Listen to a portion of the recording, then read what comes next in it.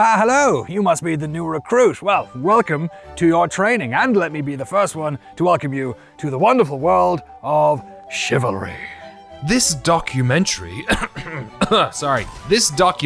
on the design of Chivalry 2 could not come at a better time, as the issue of designing fun and accurate swordplay has come up in several of our recent documentaries on some of the most celebrated sword-based games ever made. In our docs on Thief the Dark Project, Dishonored, and most recently Deathloop, some of the most experienced designers in their field have talked to us about the difficulties of making swords work in first-person games. It's no wonder so many of them stick to guns.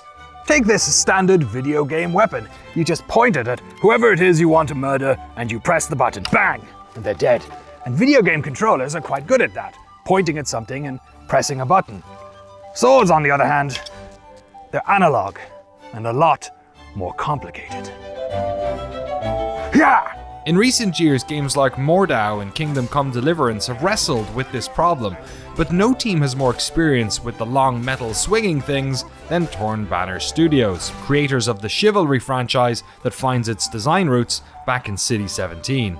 And while we're on the subject of turning the average keyboard warrior into a skilled foot soldier, we're also going to explore how Chivalry 2 attempts to focus the game's armies into working together for a common goal.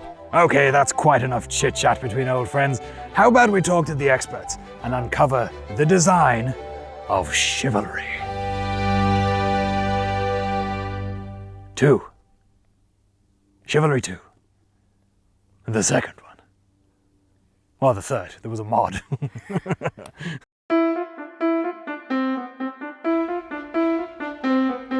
In 2007, Steve Piggott joined a Half-Life 2 modding group that was working on something near and dear to his heart, a game where swordplay was the focus. Over the course of the project's time, he eventually became team lead of Age of Chivalry, a mod that was attempting to add realistic melee combat to an engine that up to then was only good at swinging, well, crowbars.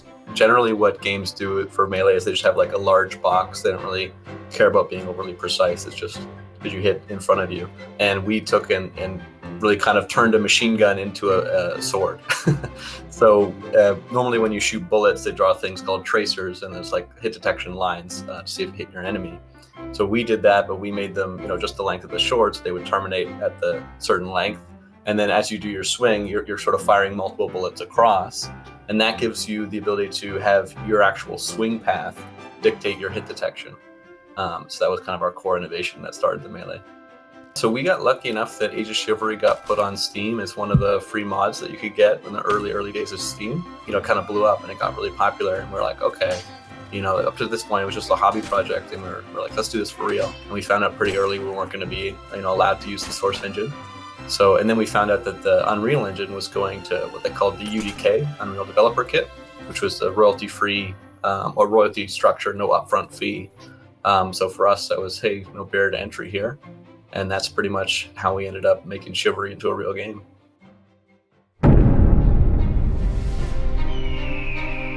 Chivalry Medieval Warfare was released in 2012, created by a remote team of 12, now going by Torn Banner, who didn't get paid until the game launched and started selling. But much like Age of Chivalry, it found an audience. Arguably, it was creating an audience, and with each version of the game, the team was learning more and more about how to make this type of game. We share the view that our fans have largely of Chivalry 1, where it was a great game, but it had a ton more potential than it was able to capture. So in a sense, Chivalry 2 is a little bit of a revenge mission, coming back with more resources, and it's always been about making the ultimate medieval combat game.